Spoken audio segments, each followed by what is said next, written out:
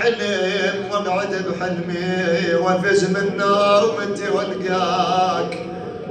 يمي يمي يمي وحضنك واشتم ريحة امي وحضنك واشتم ريحة امي يا ابويا طبت للدار يا ناس وقعدت لكن بيا حالي واذا بالباب اندقت من الطارق قال انا سايل يلتنش ديني كل عام مثل اليوم اخوك حسين ينطيني اجرك على زينبي والله سايل يلتنش ديني كل عام مثل اليوم اخوك حسين ينطيني يغمرني بكرم وبجود من جفه ويقر عيني قصده واقعد بداره تجي وتقوم خطاره مضيف عامر وللناس دوم بساع يقضي حاجته عندك دمع عن ابو سجاد ان شاء الله قالت له ما هو يا الرايد حسين ما يا ابويا يا الرايد حسين ما هو بعرصة كربلاء نايم ترى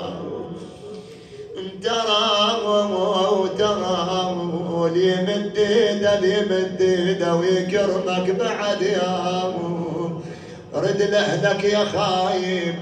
جيتنا منين ابيات الدعاء ما قصرت يا ابوي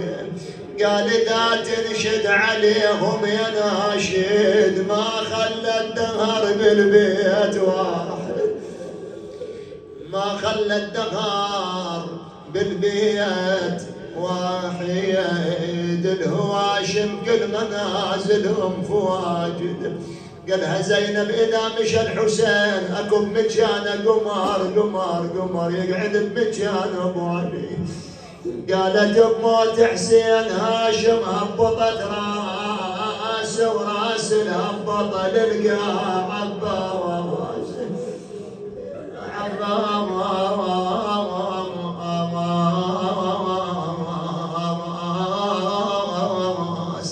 قالت ما يردون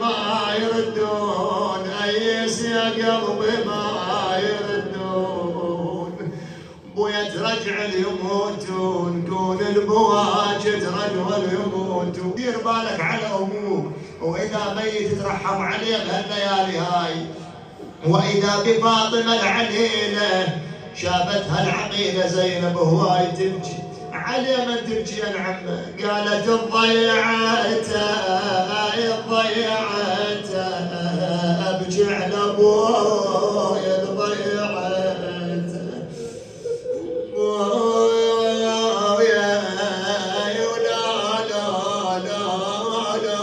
لا ينشر الوالي اشتريت ويا كان اعتنيت درب بعيد كان اعتنيت اي والله هم يحن القلب للابو يا ابويا حلوات مرن علينا ايام حلوات ويا كلش جليلات ما طوضن كلش جليلات ارجو المعذره من الاولاد ابويا لو مات يطيح البيت راعي البيت لو مات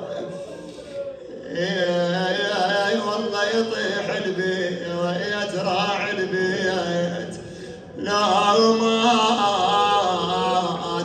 قال والشال ما يلعن من فرقاك والشايل وجرحي ما يفيد خياط يا ابوي والشايل الابو يخاطب وليده يقول له ردك تحتزم بالنعش وتشيل الولد يا ابوي نوب انا شلتك يا ابويا باثنين يا قلبي شيردهم بعد يمتى على حالي حنون، هو متعود على البكي ما تلقى بد عنده عيون. يا الله اللهم صل على محمد وآل